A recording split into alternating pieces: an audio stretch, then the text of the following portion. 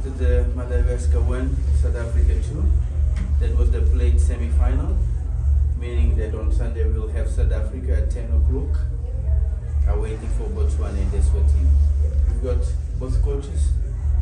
Maybe coaches, I'd like to have your first impression, your first take on the match before. Captain Jones. Yeah, before I hand over the.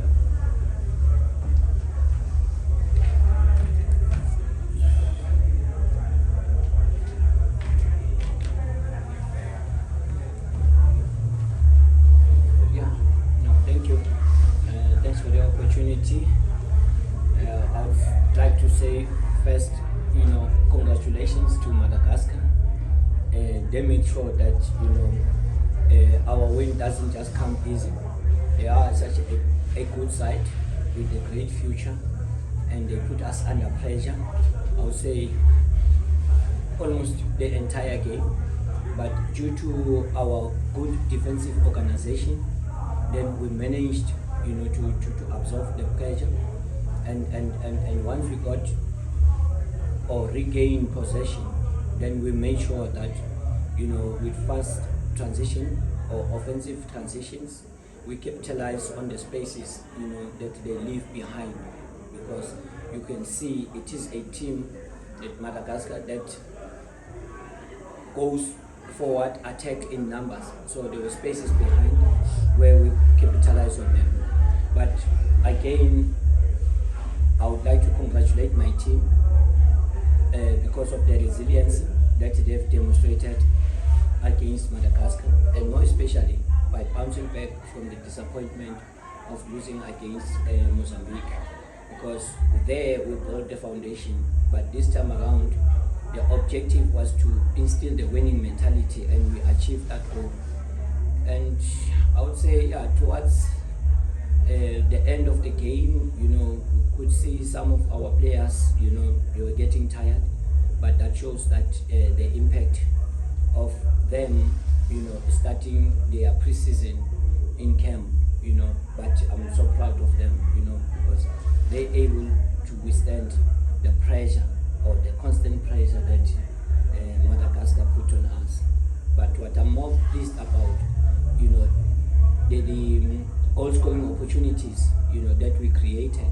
I felt that we could have scored more, but I'm pleased as compared to the game against Mozambique, because against Mozambique we were not clinical, and also we struggled to enter the final third. But this time around, I saw some great improvement that I believe that going forward, our team will do much better. Thank you. Bon, avant tout, je vais féliciter l'équipe de l'Afrique du Sud pour cette victoire-là. Mais nous, on a bien joué aujourd'hui, après la fatigue de mardi. Et on a raté beaucoup des occasions pendant la première période et la deuxième période. Mais devant une équipe comme l'Afrique du Sud, c'est payer cash. Payer cash, pourquoi? Parce que eux, ils ont eu une occasion pendant la première période. Ils arrivent à marquer. Donc c'est ça le football. En deuxième période, je tiens à vous dire que notre numéro 9 qui vient de marquer le but, on a dû forcer pour le faire jouer monter sur le terrain parce qu'il avait mal aux dents depuis 3 jours. Il ne voulait pas du tout jouer. Mais moi, j'ai dû le forcer. Il faut que tu montes sur le terrain. Mais là, il a marqué. Donc c'était difficile de gérer mon équipe, mon groupe ici à Toulon. Mais c'est comme ça le football. Donc peut-être on a eu beaucoup de leçons pour ces 2 matchs-là, pour notre préparation à la CHAN. On verra. First of all, I would like to congratulate my colleague from South Africa and the whole team as well. Yes, we missed too much opportunities from the first period and the second period. And against teams like South Africa, we paid cash.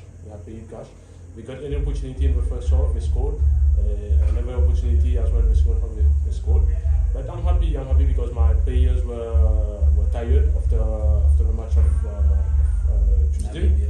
Yeah, they were still very tired. And about our number 9, who scored the unique goal of Madagascar today, he got a tooth problem in his mouth. He was not able to play, he was not able to train, but we forced him to play today, and he just put a goal. We are very happy about it.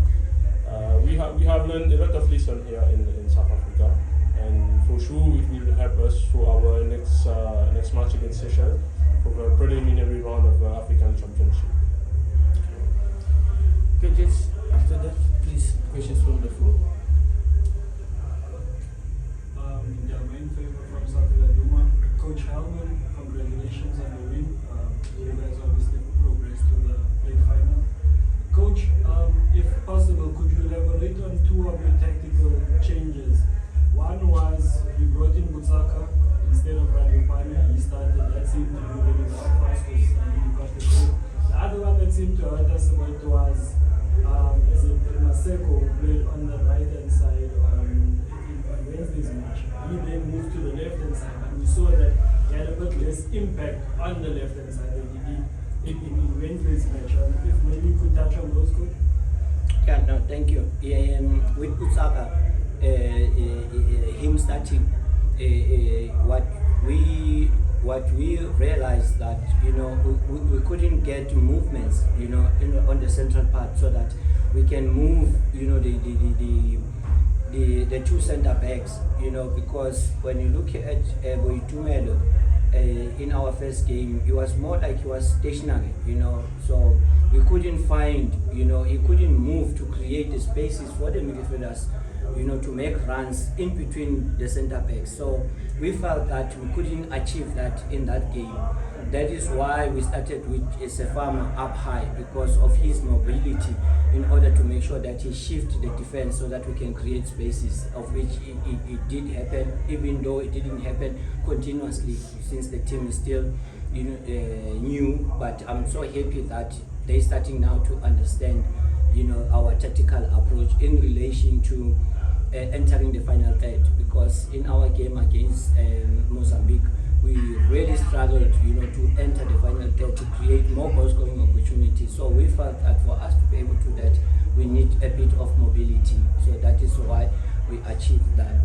Then going back to the game against Mozambique, why we started with Maseko on the right, because we felt that with Mozambique, since they are sitting, their fullbacks are sitting too wide. So we wanted to isolate them so that when he gets the ball as a left-footed player, starting on the right, when we attack, when he's on the ball, we wanted him to cut inside, to his stronger foot, so can he be able to take shots at goals. So that was the reason why we wanted to we put him in the Mozambican game on the right hand side. So when it comes to today's game, so we realized again that they've got very strong fullbacks that like to go forward. So we wanted to pin them, so that we keep them the fullback up high, not to advance forward. So that is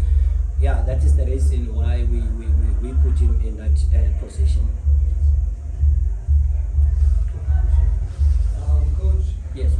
Congratulations on the victory. Thank you. Some sort of independent media. Coach, you also gave Ethan his first 15 minutes of the tournament. He didn't look too comfortable. I don't know whether it's still a psychological thing. Maybe he just thinks he doesn't want to come into contact with people. But how would you rate his 15 minutes, and how serious is his injury? Because he didn't seem too comfortable playing with it.